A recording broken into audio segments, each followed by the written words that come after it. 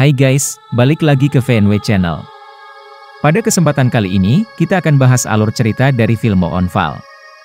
Kisah dari film ini berawal dari aksi seorang astronot bernama Brian Harper yang memperoleh sebuah musibah saat sedang bertugas di luar angkasa bersama dua orang rekannya. Musibah ini menyebabkan Brian yang tidak bisa menyelamatkan salah satu rekannya yang menghilang tanpa jejak sesudah dihantam dengan serpihan benda luar angkasa yang ukurannya sangat besar. Serpihan tersebut berasal dari bulan. Waktu pun terus berjalan sampai beberapa tahun. Brian pun semakin lama sudah tidak lagi menjadi astronot, sedangkan Joe masih setia bekerja di NASA.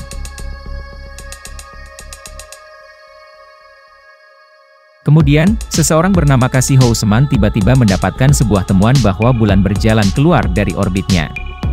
Hal itu tentunya memberikan dampak yang buruk untuk bumi. Nah, seperti apa keseruan filmnya? Langsung saja kita simak bersama-sama.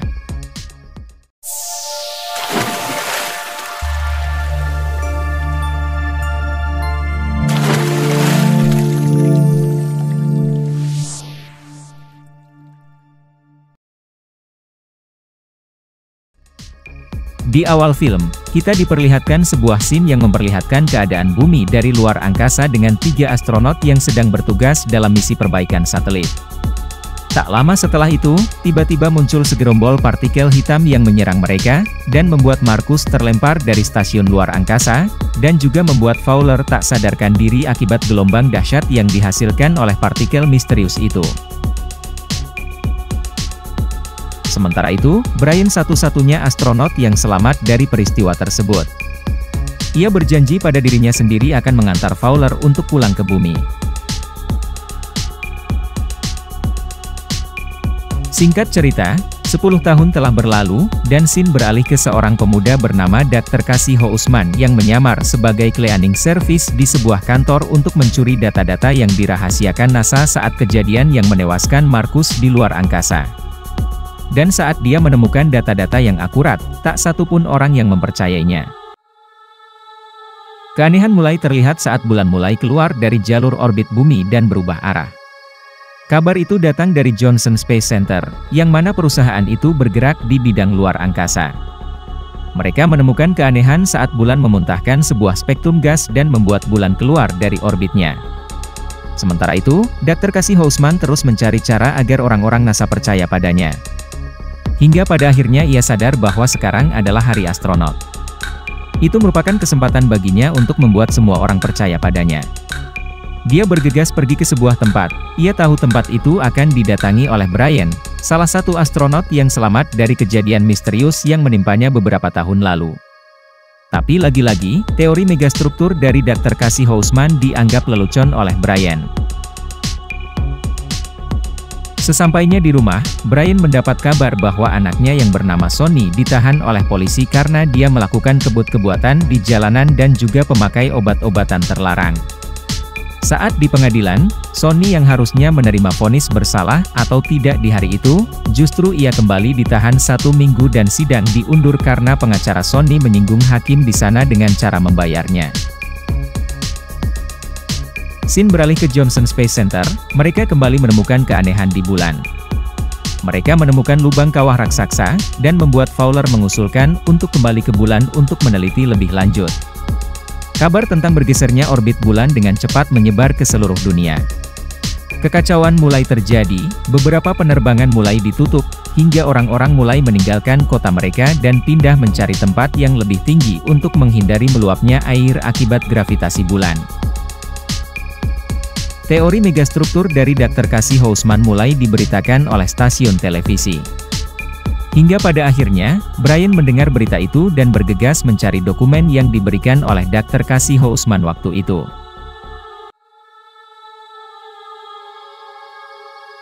Sementara itu, NASA sudah menerbangkan 3 astronotnya untuk meneliti lubang raksasa di bulan.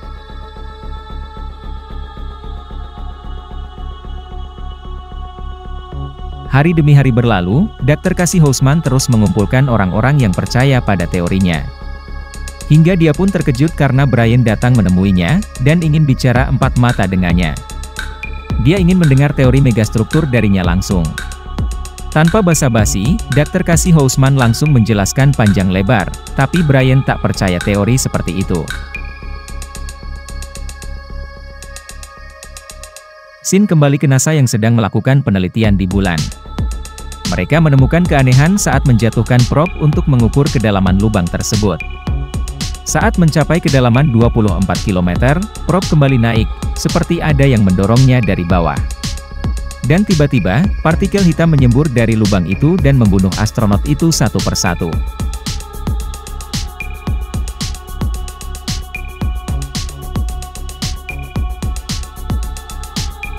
Di sisi lain, air mulai naik dan mulai merendam bangunan yang ada di sana. Fowler mulai menyadari bahwa itu bukan mesin, tapi semacam kecerdasan buatan yang dibuat manusia, dan mereka memiliki kesadaran sendiri. Objek misterius itu tertarik dengan benda elektronik. Fowler yang sangat penasaran dengan objek itu akhirnya ia mendatangi Holden Field dengan izin dari Direktur NASA untuk mencari informasi tentang objek aneh tersebut. Di sisi lain, militer melakukan rapat terbatas untuk mengambil alih misi itu dengan cara menembakkan nuklir agar bulan bisa kembali ke orbitnya. Tapi hal itu dikecam keras oleh pihak NASA.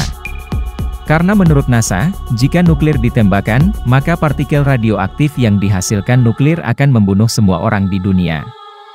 Fowler yang tak punya pilihan dan akhirnya menyuruh anaknya untuk ikut ayahnya ke Colorado dan berlindung di bunker.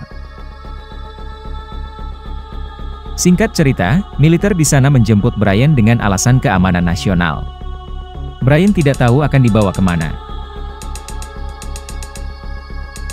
Dan tiba-tiba muncullah Fowler.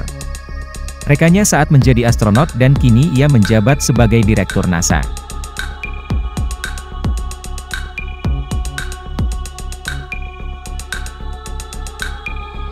Fowler meminta Brian agar terbang ke bulan untuk meneliti objek misterius tersebut.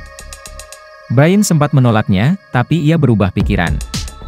Ia mau melakukannya dengan syarat, yaitu membebaskan anaknya dari hukuman.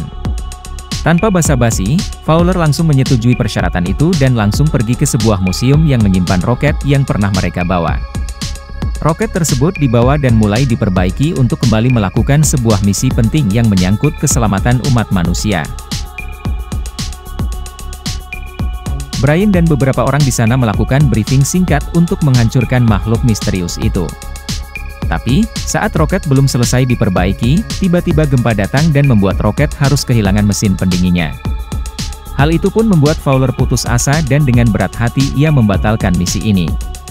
Semua kru yang ada di sana diperintahkan untuk evakuasi segera. Tapi, tidak dengan Dr. Casey dan dua teman barunya. Dia telah membuktikan teori megastrukturnya dan data-datanya sudah terbukti akurat. Ia meminta Fowler untuk melanjutkan misi ini. Tapi, masalahnya semua kru sudah dievakuasi ke Colorado.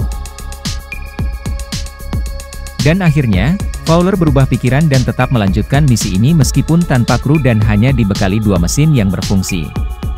Dengan sangat terpaksa, Brian, Fowler dan Dr. Casey Houseman akan menjadi astronot untuk terbang ke bulan dan hanya memiliki dua kru yang tersisa. Air semakin naik, dan mereka pun bergegas agar roket itu bisa diterbangkan sebelum air membanjiri landasan. Dan akhirnya, roket tersebut berhasil terbang meskipun hanya dengan dua mesin yang tersisa. Saat roket itu berhasil terbang, masalah mulai muncul. Daya dorong pesawat tiba-tiba mati dan membuat mereka melepaskannya meskipun belum sampai ke atmosfer. Mereka memanfaatkan gravitasi bulan untuk menerbangkan roket ke atmosfer. Hingga pada akhirnya roket tersebut berhasil memasuki atmosfer bumi dengan memanfaatkan daya tarik dari bulan. Singkat cerita akhirnya mereka sampai di stasiun luar angkasa untuk mengisi bahan bakar dari roket. Dan pada saat pengisian bahan bakar roket, Brian tak sengaja melihat bahwa bulan semakin dekat dengan bumi dan menarik semua benda-benda yang berada di bumi termasuk air. Mereka pun bergegas untuk pergi ke bulan sebelum semuanya terlambat. Tapi, perjalanan ke bulan tak semulus yang direncanakan. Beberapa kali roket terbentur meteor dan membuat roket kehilangan salah satu ekor penyeimbangnya. Meskipun dengan susah payah, akhirnya mereka sampai di titik yang telah ditentukan. Dan mereka pun langsung melakukan misi yang direncanakan sebelumnya, yaitu mencoba meledakkan makhluk misterius di bulan yang diduga sebagai kecerdasan buatan manusia yang memiliki kesadaran sendiri. Mereka hampir saja terbunuh karena Dr. Cassie lupa mematikan perangkat elektroniknya dan memancing makhluk itu untuk mendekat, karena makhluk itu sangat tertarik dengan perangkat elektronik. Dan saat makhluk itu sudah masuk ke lubang, Brian mencoba untuk memasuki lubang itu dengan membawa rover dan melihat ada apa di dalam lubang tersebut. Tapi, saat mereka mencoba memasuki lubang itu, roket mereka hancur dan meledak karena tertabrak meteor. Dengan hancurnya roket mereka, maka bisa dipastikan para astronot itu tak akan bisa kembali ke bumi. Tapi Brian tak menghiraukan kejadian itu dan terus memasuki lubang hingga mereka berhasil memasuki inti bulan.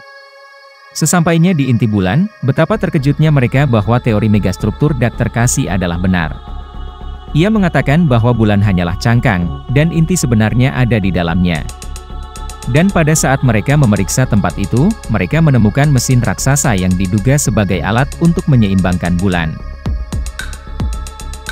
Brian mencoba masuk lebih dalam, dan ia pun kembali menemukan bangunan-bangunan aneh di dalamnya. Sementara itu, saat dengan fokus menjelajah, ternyata makhluk itu datang lagi. Brian mencoba untuk meledakkan makhluk itu, tapi pesawat yang ditumpanginya tiba-tiba tak terkendali seperti ada yang mengendalikannya. Mereka dibawa ke suatu tempat yang aman, di mana makhluk itu tak bisa masuk ke dalamnya. Tapi pesawat mereka mengalami kebocoran sehingga oksigen yang ada di dalamnya tersedot keluar dan membuat mereka pingsan. Dan saat mereka tak sadarkan diri, tiba-tiba pintu pesawat terbuka sendiri dan muncul sebuah cahaya yang melakukan scanning kepada mereka.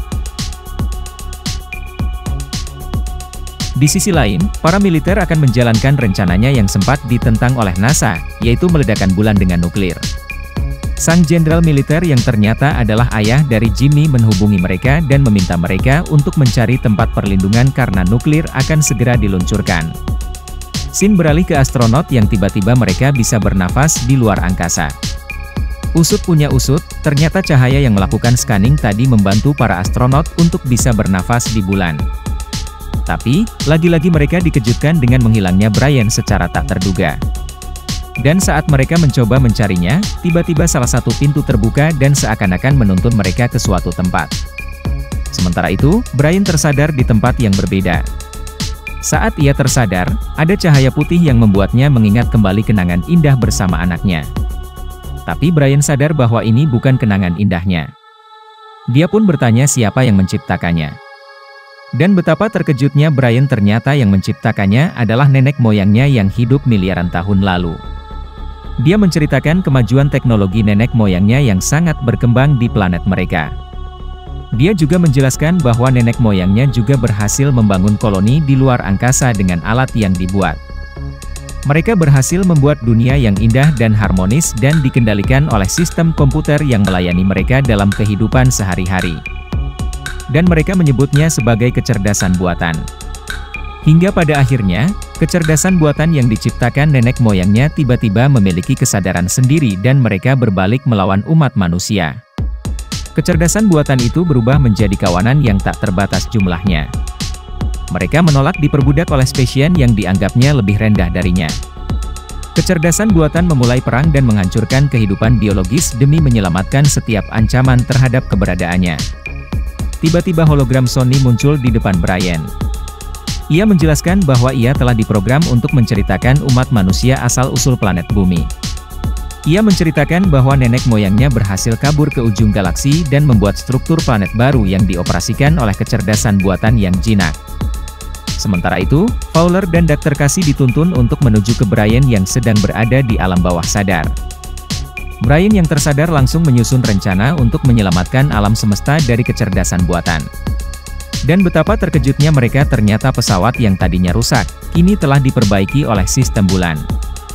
Dan kini Brian siap untuk berperang dengan kecerdasan buatan itu. Sistem bulan juga membantunya berperang melawan kecerdasan buatan. Scene beralih ke Sony yang berhasil menuju terowongan untuk menghindari radiasi nuklir.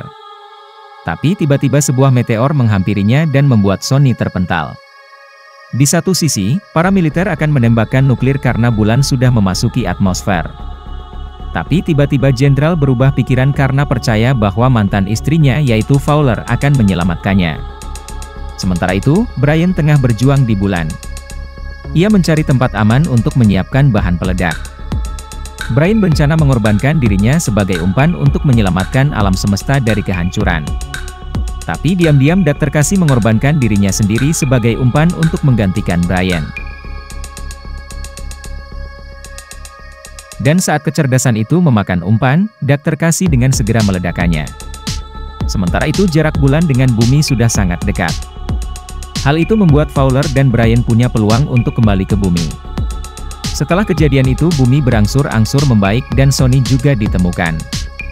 Tak lama setelah itu, Fowler menghubungi Jimmy untuk meminta bantuan agar menjemputnya di salah satu bangunan di New York.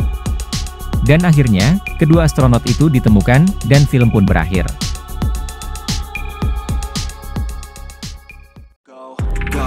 Go.